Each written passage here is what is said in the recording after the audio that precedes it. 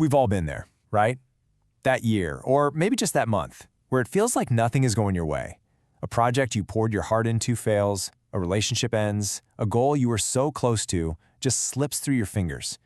And it can feel like this permanent stain, you know? Like a mark of defeat. So when you look back on those moments, what's the first thing that comes to mind? Is it just a highlight reel of your mistakes? Or maybe like a list of all the reasons you think you're not good enough?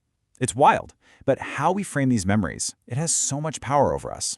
Well, today we are going to explore a really powerful way to completely flip that script. We're going to dive into the psychology of Kintsugi and figure out how you can literally turn what feels like a total failure into your absolute greatest source of strength. Okay, so let's talk about something I think a lot of us do. It's like we walk around with this invisible scoreboard for our lives, right? Every success, that's a point for us. But every failure, oof, that feels like a huge glaring point against us. We're constantly looking back and just tallying up the losses. And this really shows the two different ways to look at it. Over on one side, you've got that scoreboard mindset. It sees every single setback through this lens of shame and weakness. But then, look at the other side, the growth mindset. It takes the exact same events and sees them as feedback, as a real opportunity to learn something. It's a total game changer, that shift in perspective. So this all leads to a really interesting question. What if the whole point wasn't to avoid breaking in the first place, or to just hide the fact that we've been broken? What if? What if the breaks themselves were actually the most important part of our story? And that thought brings us to this absolutely beautiful, ancient Japanese philosophy. I mean, yes, it's an art form, but it is so much more than that. It's a whole mindset. It's called Kintsugi, which literally means the art of golden repair. Okay, so picture this. In Kintsugi, when a beautiful piece of pottery breaks, they don't just toss it in the trash. No way. Instead, they carefully, painstakingly put it all back together.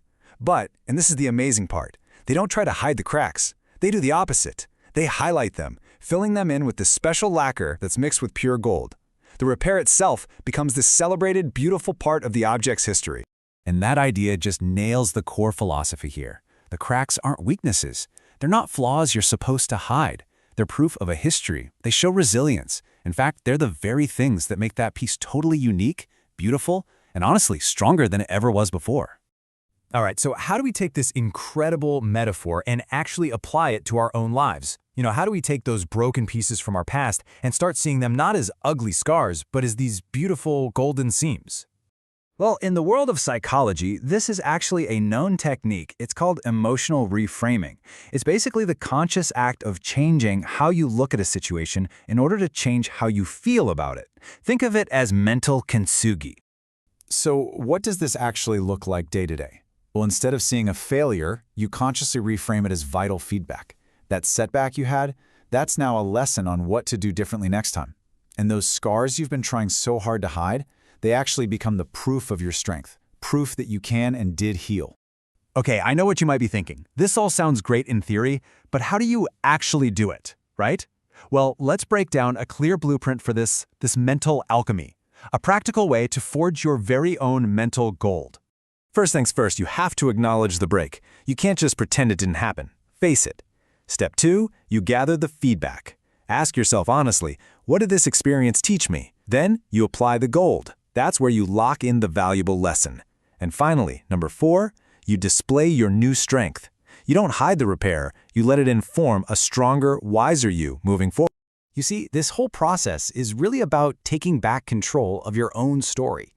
Your past doesn't have to be this fixed thing, this story of defeat that's written in stone. Not at all. It's actually a source of raw material that you can use to build something so much more resilient. And let's be clear, this is about way more than just bouncing back. Remember, Kintsugi isn't about making the bowl look like it was never broken. It's about creating something entirely new. And that's what this process does for us. It helps us rebuild a shattered self-image into one that isn't just whole again, but is genuinely stronger and more beautiful because it was once broken. So, as you think about your own story, your own breaks, and your own repairs, I want you to consider this. What are the golden lessons that are shining through those cracks for you? What new strength, something that is completely unique to you, will your golden cracks reveal?